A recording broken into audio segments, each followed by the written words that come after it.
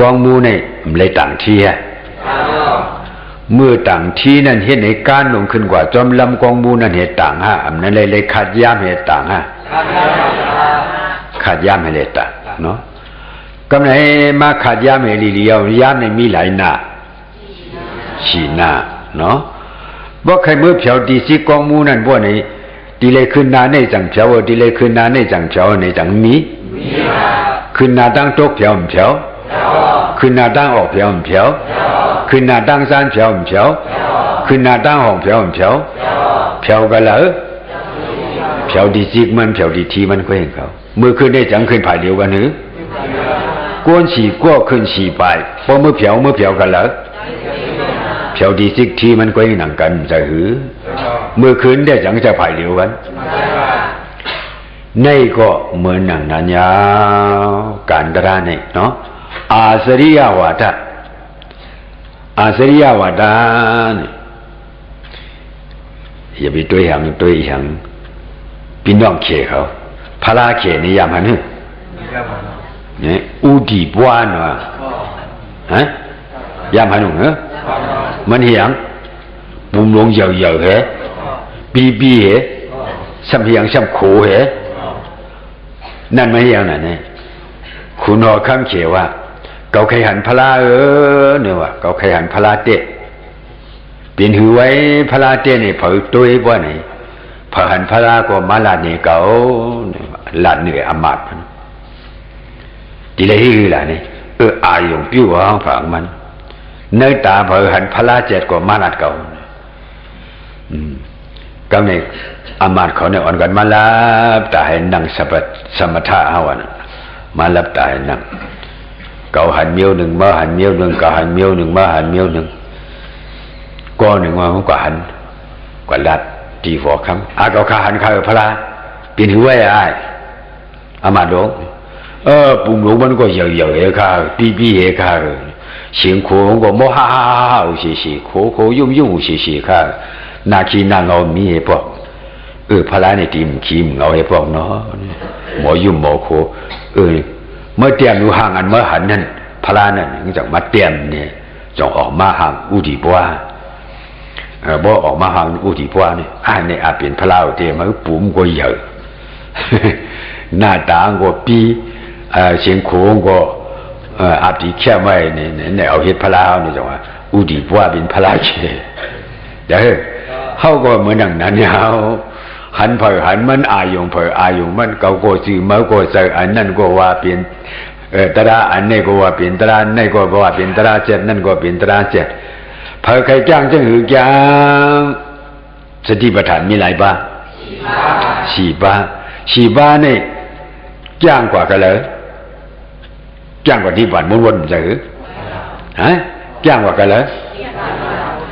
จ้างกว่านิพพานมุนมุยสติปัฏฐานสี่บ้าไหน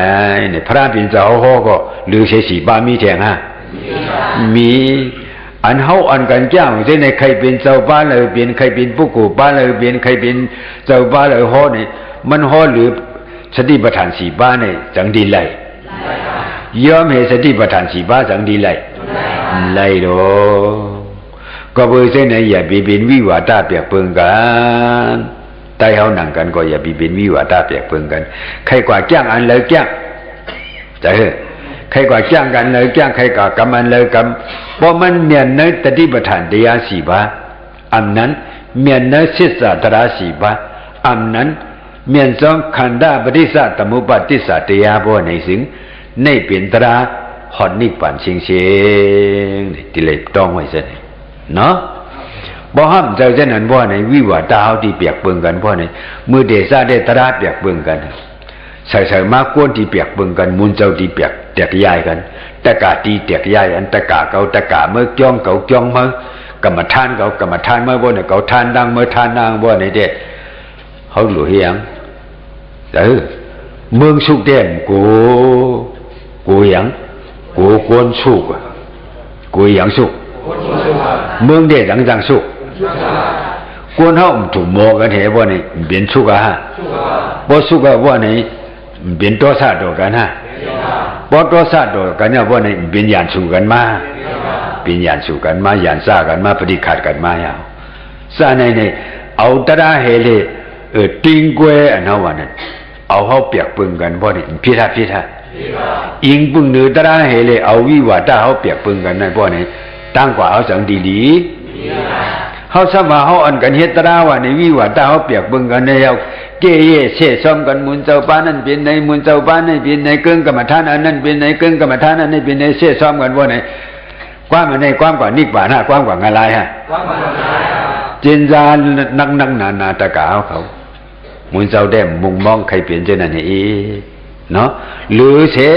พระก็เขาเป็นสู่เหลียวกันตราก็เป็นคอเหลียวกันกวนก็เป็นกวนเมียวเหลียวกันในวิวาทเขาซ้ำเปียกปึงกันว่าในแต่งกันชิกกันว่าในจังดีอยู่กันได้เนาะอันอยู่ป้องเนื้อก็มัดกว่าป้องเจออันอยู่ป้องได้ก็มัดกว่าป้องเนื้อไหวมาจังเปลี่ยนนะจังเปลี่ยนก็เบอร์เส้นไหนอย่าเบียอะไรเปลี่ยนตัวเนื้อตราเจ็ดมันเพราะมันเป็นตรามันเมียนว่าไหนเด้นิพพานยาวจงเดียวันนี้มากางเปียดบ้านเจ้าบ้านเลยอันโหเลยเก่าบ้านอันโหเจ็ดบ้านมีหลงเพราะมันยอมในนี่ก็สังมันเมียนหรือบ้องหรือเปียดบ้านก็สังมันเมียนหรือมันเมียนก็เบอร์เส้นหนังในนึงนี่อธิกาเดียวในอันเฮาว่าညီဝါဖားဖော့ဖုံဟိုဖော့ချင်းပင်းပါစုပ်အန်ဒီယုချုအန်နုဖရာဟောကိုမဇဆူလျောဟုတရာဟောကိုမဇအန်ဒီယုဟုမွန်ဇောဟောကိုမွန်ကန်ဟုမွန်ဇောကုန်းနဲ့နုံဆန်ကန်အမ်ပါဆန်ပြန်နေကြငမီးမွန်ဇောကုန်းနဲ့อันนุ่งสร้างเพียงเห็นนุ่งสั่งการหลายในสังมีปริขลาชิดบ้าเหมือนกันก็ยังหือจังเบิ่งกันนะเบิ่งกันก็เบิ่งซึ่งในอันเขาเอาเบิ่งในอีสัง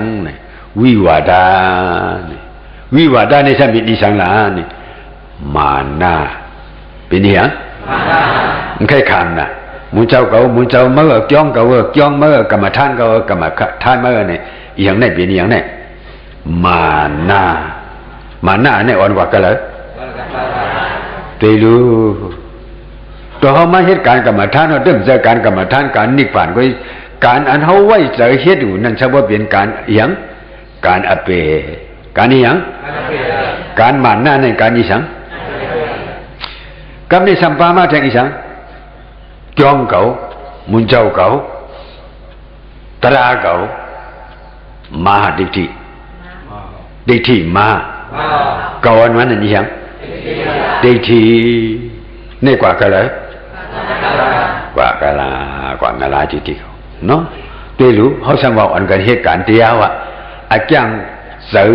อายุว่าตาเขาสัมเปลี่ยนกว่ากันเลยกว่ากันละนี่กูฮะบ่เบิ่นฮู้เฮาบ่ได้ขู่เอากะวินัยดีใครขู่อ่ะดีอามตั้งเหลือว่ะดีอามเด้ๆโอ้ถึงจังว่าเขาจังตราว่านั่นก็ว่าจังตราว่ากรรมฐานนั้นนะว่ากรรมฐานนั้นในว่าได้รู้นั่นก็ว่าเป็นมานะว่ะนั่นก็ว่าเป็นดิฐิว่ะนี่ก็เป็นวิสีกิจสาว่ะบ่มาอุกันบ่ในตราสูมุนเจ้าสูฮอจังไหนวะจังจังไหนวะตราเฮาจังจังไหนฮอจังไหนวะตีดูเอาตราตัวพระเป็นเจ้าขึ้นโหลกันนะมโหลเอาหูมุนเจ้ากันขึ้นโหลกันนะมโหลตั้งกว่าเขาในตั้งเฮ็ดเขาในจังดีเหมียวดีซะในดีเอาฮะดีเปียเมื่อในดีเลยเปียฮะดีเปียไรฮะเปียไรป้อมเปียไรก็มุนเจ้ามห้อยอ่ะเนาะมุนเจ้ามห้อยเอาหอมหมอก็มีกี่จูสังเนาะ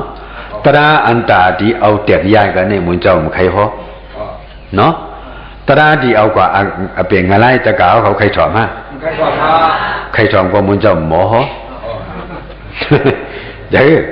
พอจะไหนเขาหลวงพร้อมกันเนี่ยเอาตราอันหมันเมียน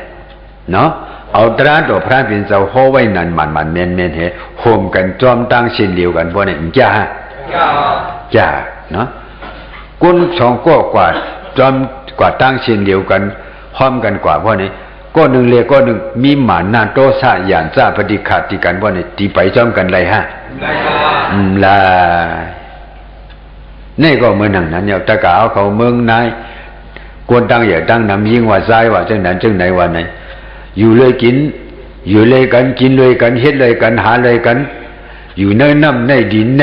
ว่าในเมืองในเสียวิวาตาเปียกปึงกันว่าในจังดีเสือกัดเย็นกัดเย็นกัดเย็นเนาะบ่เขาถูกหมอโปความเป็นข้อเดียวสิ่งเดียวอันเดียวตระอันเดียวพระอันเดียวสังขารอันเดียวมุนเจ้าอันเดียวกันบ่ไหนนี่เปียวซะกัดเย็นฮะกัดเย็นเนี่ยจังว่าเขาเห็นเก่งว่ามุงมองหาเมืองกัดเย็นก็ยังตัวรู้เตี่ยวเต็มตระเนี่ยเขาเปียกปึงกันมาเนี่ยเฮเลมาอยู่เลยกันวิวาตาเปียกปึงกันถูกหมอกันพวกนี้จังดีกัดเย็นฮะกัดเย็นก็เบอร์เส้นหนึ่งในหนึ่งนี่อันเขาตะกาวเขาสู่เขาฮะป้องเจอเลี้ยงเจอปนือกันนั้นบ่ป้องเจอเลี้ยงเจอปนือกันเนี่ยว่าเนี่ยตาพูดปล่อยบันกันเนี่ยเปลี่ยนอะไรฮะอ๋อมันพูดเลยมันหลัดมันไปป้องเจอเลยมันหลัดมันไปพูดถึงดีเลยมันหลัดว่าเนี่ยห้ามพูดปล่อยบันอะไรฮะพอมันพูดมันดีมหลัดความขอในเนี่ยอยู่มียามาอยู่มียามาอุมามันกวนก้อนหนึ่งว่าหมุนเจ้าได้มันฮอสติปัฏฐาน3ป้าก็เยอะมันมี4ป้าจึงชูโรงบ่วันนี่มากวนก้อนนั่นที่หวังกวนหูฮะกวนหูเฮาซ้ำที่เอาตั้งพี่ใส่มันฮะมันรู้เอาก็เบื่อมันหูล่ะบนวันตระ4เสษตระ4ป้ามันจะว่ามี3ป้าก็ไอ้บ่ไหนมันหูเลยมันว่าหูเลยมันว่าหูเลยว่าหูเลยว่าเฮาที่เอาเปรียบมันบ่ไหนเฮาผิดฮะมันผิดฮะจังว่าความใจเอาหวังบ่บ่ผิดคนหูมาไหนหรือบ่กูก็กูเผอกว่ากูคนผ่านสุดที่มันเมียว่ากูเดียวช่างมันเอาล่ะแต่นั่นสุดที่มันหูเฮาว่าผิดว่านี่เฮาหยองฮะมันหยองฮะเฮามือค่ะมันมือค่ะนี่ป้องเจ้าเนาะข้าตะกาวเขาป้องใจในอ่อนตั้งบ่ป้องใจอันไหนบ่นี่เฮ็ดตราจังดีง่ายมุนเจ้าฮ้อเลยอยู่ตราแต่ก็กะบ่ป้องใจในมุนเจ้าฮ้อก็มีอติเปหังไว้เนาะจังดีมีอติเปหังอ่ะมีก็บ่ได้ไหนเตรียมอันมาเลยถอมเลยอันถอมเลยนี่สิงตราได้กะปานทีเดียวได้ฮ้อยาวก็มันเบี้ยวลงเนาะจำที่ไว้บ่ไปป้องใจว่านี่ขึ้นพอผุยเฮเลถอมเต็ดโตอันนิตายะล้อนเกียนข้อความยิงอันนี้เฮาป้องใจพอเฮาป้องใจเส้นไหนว่านี่ตาเฮารู้เช่ซ้อมกันนี่จังดีมีตาเฮาดีรู้ซีเนกันจังดีมีตาเฮาดีรู้เค้ขิงกันจังดีมีบ่มีเส้นไหนว่านี่มันน่ะนี่ตายฮะฮักฮะลองอันยุ่มพิษยุ่มเบื้องทางพิษทางเบื้องเช่นนั้นก่อยฮะเพราะก่อยว่าในตัณหามานะทิฏฐิว่าในป้าปิศาจตระเหลียวว่าในตั้งนิพพานนี่กว่าง่ายฮะกว่าง่ายเอาเพราะเช่นนั้นไปลู่เหลียวผิวปังเป็นไรไปเปปากเป็นไรเพราะในสิ่งตั้งนิพพานปีกะตั้งอะไรผุยฮะตีเหลียวในตะกาเขามาผุยตั้งนิพพานมาผุยตั้งอะไรอ่ะป้องเสเนาะป้องเสก็บ่ซึ่งในนึงนี่ยอกี่เขาเมื่อไหนแล้วดังสถานั้นน่ะบ่มีเสสถาบ่นี่ตถาธรรมติภาวตุงละบ่สำหรับหังตัตมะตวนาอธิตุงละบ่สุดอกองตระเลยถอมาป้อมถอมสุดอกองตระบ่ไหนจังเอาดิหมอกย่างหมอกำก็บ่ได้ไหนอันเจ้าเสียตัวเหนียวไว้มื้อนั้นว่าคำว่านั่นน่ะตุโดสิกานี่บ่ใครถอมสุดอกองตระก็เฮาหลุดเลยสิกะสุดอกญาสุดอกองบ่ได้นั้นนะมื้อเจ้านี่มันญาฮะมันเป็นสุดอกองฮะนี่อย่าบิว่าจ้ะปุถุสินก็ยังก็เนาะปุถุสินยานอริยไปซะบ่อริยนี่บ่กินข้าวซ้อมสุกตะกาวเขามื้อเจ้าจะนี่บ่ หนึ่งตั้งเขาแต่ตัวตึงเจ้าเสียเขาจะเนี่ยไปกินเขาซ้อมชุกตะกาเขาเอาขวาเอาก็บอกอย่างในโลกาลงเต้นในมันดีอิ่มดีมือดีจันดีจังดีกูดีเฮลงเต้ดีมานุ่งเนาเกาเกิดเนากี่ดีสาลงในพอดีมาอยู่พระยาอันตาจังมาอยู่เลยเขาอยู่มีปุถุสินยานก็น่ะอันมาอยู่ตะกาอยู่เลยตะกาเขาเนี่ยเพราะเป็นอริยะจังดีมาอยู่เลยมาอยู่เลยมันเมียมันใครอยู่มันอยู่เลยยังไพโลภะไพโทสะไพโมหะไม่ฮะพระยาอันตาเขาเนี่ยเขาหาไพฮะเขาไปไพฮะเขานี่ไปเลยนะตัวกลางนักการมาตรกาเขาไม่ได้ใส่ไพมากกว่ามันนะบัวเส้นไหน